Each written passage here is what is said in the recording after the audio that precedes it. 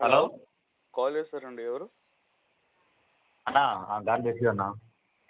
ఎవరండి? నేను కూడా మీ ఫాలోవర్నేనండి. అదే మీవి యూట్యూబ్లో వీడియోస్ చూస్తుంటాను. Okay brother. ఫ్రీగా ఉన్నారన్నా? చెప్పండి. అంటే మీరు అంటే ఒక 5 minutes టైం కావాలా కొద్దిగా? అంటే మీతో ఒక అంటే విషయం చెప్దామని ఒక 5 నిమిషాలు. చెప్పండి. మీరు బైబిల్ తీసుకుంటారా యాక్చువల్గా? చెప్పండి బ్రదర్, పర్లేదు. ఓకేనా. మనము యాక్చువల్గా ఏంటంటేనా, మనకు ఏంటంటే బైబిల్లో ప్రకటన 22:18 ఏముందంటే బైబిల్ వచనాలకు ఏది కూడా మనము కలపకూడదు, తీసివేయకూడదు అనమాట. కలిపితే తెగుళ్ళు వస్తాయి, అంటే తెగుళ్ళు అంటే వైరస్లు వస్తాయనండి. ఒకవేళ ఏదైనా మనం తీసివేస్తే పరిశుద్ధ పట్టణంలోనూ మన అంటే పరలోక రాజ్యాన్ని మనం వెళ్ళలేమని ఉంది క్లియర్ అనమాట. ఓకే.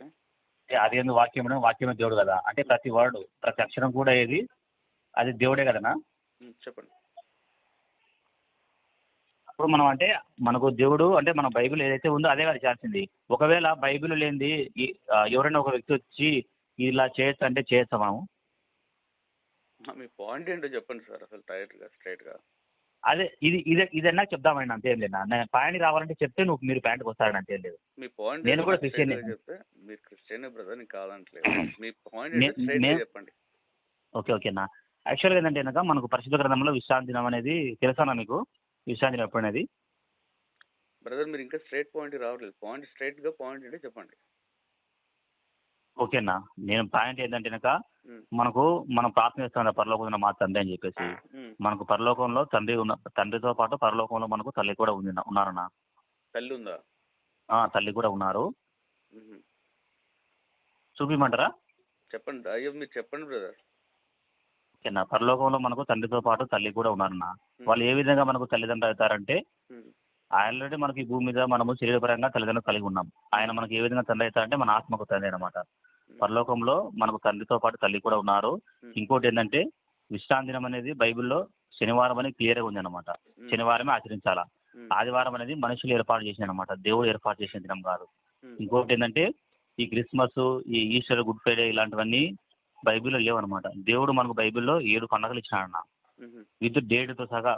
కొత్త నిబంధనలు ఉన్నాయి అన్ని పండుగలు మనకు. ఈ స్వయంగా యేసుక్రీస్తు ఈ భూమికి వచ్చి ఆయన ఆచరించిన కూడా పండుగలు, పస్కా పండుగ, పెంతెకోస్తు పండుగ, పర్ణశాల పండుగ, ఇలా మొత్తం 7 పండుగలు మనకు ఉన్నాయన్న. వీటిని ఆచరించాలన్నా. మీకు తల్లి గురించి తెలియదని మీకు అదే మీరు బాగా చెప్తారు కదా, మీకు చెప్దామని చెప్పేసి. ఈ విషయం తెలియదు కదా మీకు, మీరు ఎప్పుడు వింటారు తల్లి అనే విషయము. మనకు బైబిల్లో తల్లి కూడా ఉన్నారు నా తండ్రితో పాటు. ఎవరు బ్రదర్ ఇంతకి దేవుడు తండ్రి ఎవరు, తల్లి ఎవరు అన్నా? ఇంతసేపు ఉన్నాయి కానీ అందుకే నేను బైబిల్ తీసుకుంటే మీకు అర్థమవుతాను. ఎందుకంటే నాకు చెప్పండి బ్రదర్, నేను బైబిల్ చదివినోడు, నేను నాకు తెలుసు. మీరు స్ట్రైట్ గా వచనం చెప్పేసండి, పోనీ పర్లేదు. మీరేమంటారు? పరలోకపు తల్లి అంటారు, నువ్వు ఎరుసలేమంటారు తల్లి. ఓకే, తండ్రి ఎవరు ఇంతకి? తండ్రి ఎవరు? తండ్రి కూడా ఉన్నారన్న మనకు. అదే బ్రదర్, ఎవరు? యేసుక్రీస్తు కదా మన తండ్రి. తండ్రి యేసు ప్రభు వారా? సో యేసు ప్రభు వారు తండ్రి, తల్లి ఎవరు అంటున్నారు మరి? యెరూషలేము తల్లి మీరే చెప్తున్నారు బ్రదర్. యెరూషలేము తల్లి అంటే అది ఆత్మీయానుసారంగానా లేకపోతే నిజంగా ఫిజికల్ గా అంటున్నారా మీరు? ఆత్మిక అంటారన్న. ఆత్మీయానుసారంగా అంటే ఇప్పుడు అక్కడికి వెళ్ళిన తర్వాత తల్లి మనల్ని ఓదారుస్తుందా, మనల్ని చేదరిస్తుందా? ఏది బ్రదర్?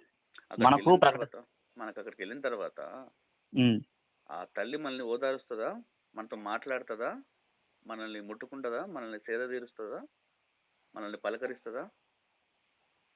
బ్రదర్ ఇప్పుడు ఇంతవరకు మనము తండ్రిని మాత్రమే నమ్మాం కదా, తండ్రితో పాటు తల్లి. బ్రదర్ నా question straight question. Okay brother చెప్పండి. తల్లి మనల్ని ఓదారుస్తుందా? అవును బ్రదర్. మనకు వాళ్ళు నిత్య జీవితం ఇస్తారు బ్రదర్ తల్లిదండ్రి. మీరు చూడండి ప్రకటన 22లో ఉంది చూడండి.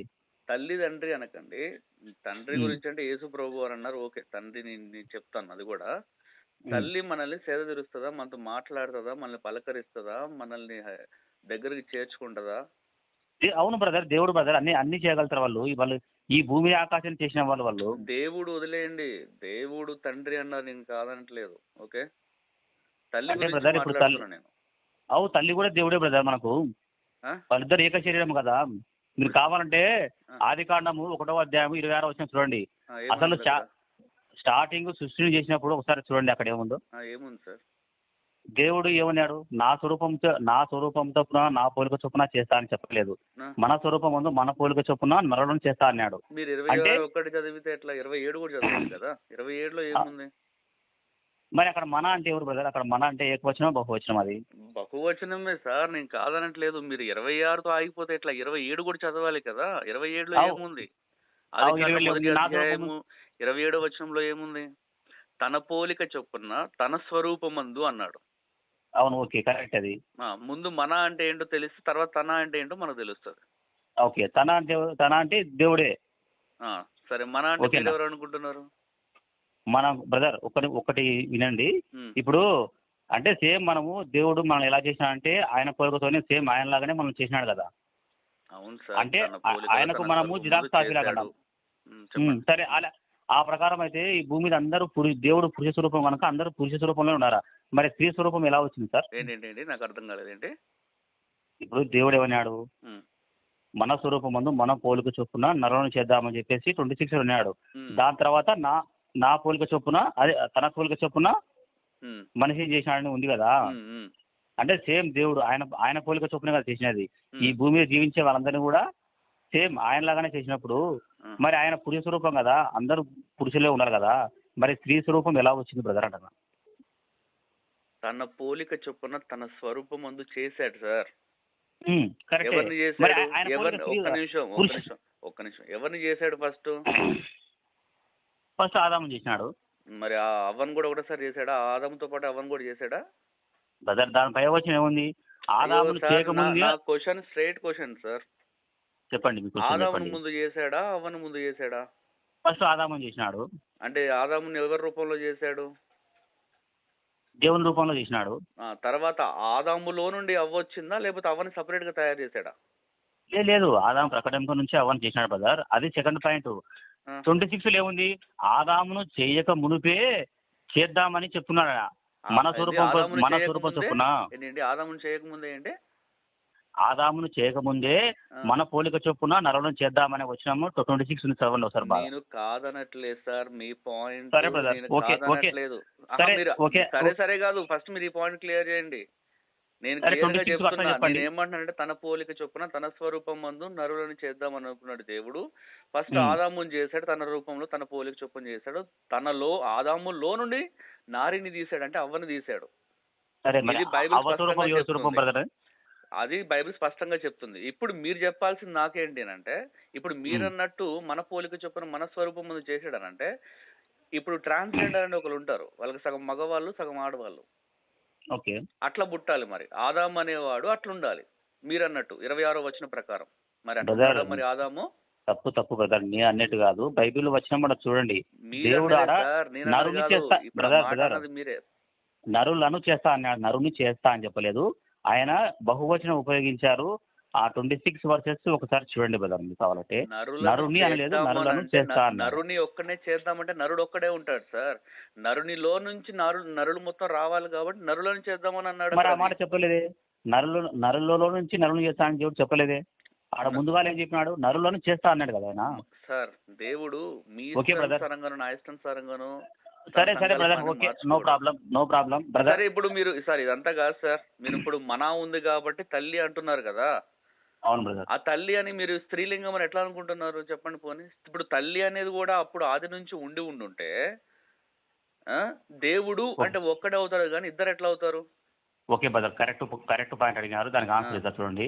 సేమ్ ఇప్పుడు మనం సేమ్ దేవునికి ఎలా ఉన్నాము, మనం జిరాక్స్ కాపీగా ఉన్నాం కదా, సేమ్ ఆయన కొలుగుతూనే ఉండేది. ఇప్పుడు మీ దగ్గర ఒక జిరాక్స్ డాక్యుమెంట్ ఉందనుకోండి, ఆ జిరాక్స్ డాక్యుమెంట్ బట్టి ఒరిజినల్ ఉందని చెప్పొచ్చా? ఒరిజినల్ ఉంటేనే కదా జిరాక్స్ వచ్చేది. చెప్పండి. మరి స్త్రీ స్వరూపం జిరాక్స్ బ్రదర్, పురుష స్వరూపం జిరాక్స్ కదా. భూలోకంలో ఇప్పుడు ఈ స్త్రీ స్వరూపం బట్టి చెప్పొచ్చు పరలోకంలో తల్లి ఉన్నారని. యేసుక్రీస్తు ప్రభువు సృష్టించబడినవాడా, సృష్టి లేక ముందు నుంచే ఉన్నవాడా? బ్రదర్, కేవలం ఆయన నోటి మాటతో సృష్టి అయింది బ్రదర్, ఓకేనా? యేసు ప్రభు నా మాట వినండి సార్, నా పాయింట్ వినండి. యేసు ప్రభు వారు మీరు జిరాక్స్ కాపీ అంటున్నారు కదా. మనం బ్రదర్ ఆయనకు జిరాక్స్ కాపీ పోలిక అంటనేది మనుషులు మనము. సరే, అసలు నేను అడిగిన పాయింట్ ఏంటి మీరు చెప్తుంది ఏంటి సార్? నేను తల్లి అంటే ఎవరని అడుగుతున్నా స్ట్రైట్ గా. తల్లి బ్రదర్, యెరూషలేము తల్లి పరలోకంలో ఉన్నారు. అవును సార్, నేను ఏమంటున్నానంటే తల్లి అనేది యెరూషలేములో ఉంది, పరలోకంలో ఉంటే అప్పుడు ఇద్దరు ఉంటారు గాని దేవుడు అంటే ఒక్కడే కదా. దేవుడు, దేవుడు, అవును ఒకరే దేవుళ్ళు కాదు, బ్రదర్. దేవుళ్ళు కాదు, దేవుడు. అవును ఒకరే బ్రదర్. ఇప్పుడు ఆ, ఓకేనా, ఆ. వాళ్ళిద్దరు ఇప్పుడు ఆదాం అవ్వని ఇద్దరు అంటారా ఒకరంటారా? ఎవరిద్దరిని ఒకళ్ళు అంటారు, ఇద్దరని అంటారు. బ్రదర్ వాళ్ళు ఏక శరీరం కదా బ్రదర్ వాళ్ళు. ఏక శరీరం అనేది బైబిలు చెప్పాను. ఏక బైబిల్లో శరీరం మై ఉంటారు సార్. బైబిల్ సరిగ్గా చదవండి. సేమ్ ఏక సేమ్ శరీరం బ్రదర్. మై ఉంటారు. సేమ్ సరిగ్గా సేమ్ బ్రదర్. చదవండి. తల్లి తండ్రి కూడా సేమ్ అంతే బ్రదర్. ఓకేనా, ఎక్కడి తల్లి నుంచి తండ్రి వచ్చింది కూడా సార్ ఏక తల్లి? శరీరంలోనే ఉంటారు. నాకు తండ్రి అంటే నాకు తెలుసు, ఆయన అంటే ఆయనకి ఆది లేదు, అంతము లేదు. నాకు సేమ్ తెలుసు. సేమ్ మీరు మీరు తల్లి ఏక గురించి మీరు శరీరంలో చెప్పాలి. నేను ఏదైతే వాళ్ళు తండ్రి ఉన్నారో గురించి ఎంత క్లారిటీగా చెప్తున్నాను, మీరు తల్లి గురించి ఎంత క్లారిటీగా చెప్పండి అంటున్నా నేను. సేమ్ అదే బ్రదర్. వాళ్ళు కూడా ఏక శరీరమే వాళ్ళు. ఓకేనా ఎవరు ఎట్లా చెప్తున్నారు సార్? దేని ప్రకారంగా చెప్తున్నారు మీరు? బ్రదర్. ఓకే, నాకు ఒక క్లారిటీ సృష్టి వచ్చేసింది. వేరు, సృష్టికర్త వేరు. Okay brother. మీరు నాకు సృష్టిని మీకు చెప్పిన సరే సరే సృష్టికర్తతో మీరు నాకేదో యాడ్ క్లారిటీ చేద్దాం వచ్చేసింది. అనుకుంటున్నారు. Okay brother. అది దేవుని తప్పు. సంబంధం బ్రదర్. ఒక్క నిమిషం, ఒక మాట అంటారా? ఒక మాట చెప్తా, మీరు లాస్ట్ క్వశ్చన్. పరలోకపు తల్లి అని చెప్పేసి యెరూషలేము తల్లి అనుకొని చూస్తే ఫిజికల్ గా కాదు సార్. అది పోల్చబడింది సార్. అది పోల్చబడింది. సరే యెరూషలేము బ్రదర్. తల్లి ఓకే అంటే ఓకేనా, యెరూషలేము నిజంగా తల్లి సరే కాదు. మీరైతే వాదిస్తున్నారు, నో ప్రాబ్లము. వాదిస్తున్నారా? దేవుని సంబంధమైన వాడు దేవుని మాట మీరు వినడు. మీరు వాక్యానుసారంగా దేవుని ఒక వాక్యం సంబంధం చెప్పండి సార్ కనుక అంటే, పాయింట్ టు పాయింట్ వాక్యానుసారంగా చెప్పండి సార్ అంటే మీరు వాదిస్తున్నారంటే ఎట్లా సార్? సార్ అంత క్లియర్ గా ఉంది కదా, నరులను చేస్తానని క్లియర్ గా ఉంది కదా 26 లో. అరే దానికి ఉంది ఆన్సర్ సార్. చెప్పండి మరి. నేనేమంటున్నా, నేను అదే అంటున్నా. మన పోలిక చొప్పున మన స్వరూపంలో నరుల్ని చేద్దామంటే మన అనే బహువచనం ఎందుకు వాడబడింది అని అంటే, తండ్రి కుమార పరిశుద్ధాత్మ దేవుడు ఒక్కరై ఉన్న దేవుడు. సరే తండ్రి కుమార పరిశుద్ధాత్మ లెట్ కనుక మీ ఫినిష్. తండ్రి కుమార పరిశుద్ధాత్మ దేవుడు ఒక్కరై ఉన్న దేవుడు ఏం చేశాడు అని అంటే, ఇప్పుడు కొన్ని సార్లు మనలో మనం మాట్లాడుకుంటామా, ఓకే ఇది చేద్దాం, లేకపోతే అది చేద్దాం, లేకపోతే అక్కడికి వెళ్దాం, ఇది వద్దు అని. అలా తమలో తాముగా మాట్లాడుకుంటున్నది సార్. అది తనలో తానుగా మాట్లాడుకుంటున్నది. అర్థమవుతుందా? దాన్ని ఇప్పుడు చెప్తాను వినండి. తన పోలిక చొప్పున తన స్వరూపం అంటే మళ్ళీ ఎట్లా వచ్చింది అని అంటే, ఇప్పుడు దేవుడు ఎలాగైతే శరీరము ఆత్మ దేహముగా మనల్ని ఎట్లా ఉంచాడో, తండ్రి కుమార పరిశుద్ధాత్మ అని ఆయన ఏ స్వరూపం అయితే కలిగి ఉన్నాడో ఆ స్వరూపము ఏంటిది? ఆత్మ, దేహము, ప్రాణం. ఈ మూడు ఒక మనిషికి ఉంటాయి. ఈ మూడిట్లో ఏ ఒక్కటి లేకపోయినా వాడిని మనిషి అనరు. అది సార్ స్వరూపము, పోలిక అనంటే. ఓకే సార్, సరే అయిపోయింది మీరు మాట్లాడేది. చెప్పండి. మరి సరే ఓకే, మీరేమంటారంటే తండ్రి కుమార పరిశుద్ధాత్మ అంటారు కదా, ఆ, మరి ఈ స్త్రీ స్వరూపము ఈ ముగ్గురిట్లో ఎవరి పోలికతో చేసేబడింది చెప్పండి? ఎవరు ఈ ముగ్గురు ఇప్పుడు తండ్రి కుమార పరిశుద్ధాత్మ అంటారు కదా మన అంటే, పురుష స్వరూపం అంటే దేవుని స్వరూపము. మరి స్త్రీ స్వరూపము తండ్రి స్వరూపమా, కుమారుని స్వరూపమా, పరిశుద్ధాత్మ స్వరూపమా? స్త్రీ స్వరూపము క్రీస్తు స్వరూపం అంటే మనమే సార్. మనకు కనపట్లేదా? మనకున్న చేతులు కావచ్చు, మనకున్న కాళ్ళు కావచ్చు, కళ్ళు కావచ్చు, ముక్కు కావచ్చు, ఇవన్నీ కావచ్చు. నాకు అర్థమైంది బ్రదర్. ఓకే ఉంటా బ్రదర్. ఇంతవరకు మీ విలువైన సమయాన్ని ఇచ్చినందుకు చాలా ధన్యవాదాలు. ఏదో మీకు ట్రూత్ చెప్దాం అనుకున్నాను. పోలికలు మనం చేయబడ్డాం కానీ మన పోలిక చొప్పున ఆయన చేయబడలేదు. అది తెలుసుకోండి ఫస్ట్ మీరు. మీ ఆత్మీయ నేత్రాలు మూయబడ్డాయని నాకు అర్థమైపోయింది. ఆత్మీయ తల్లి అనేది ఒక క్లారిటీతో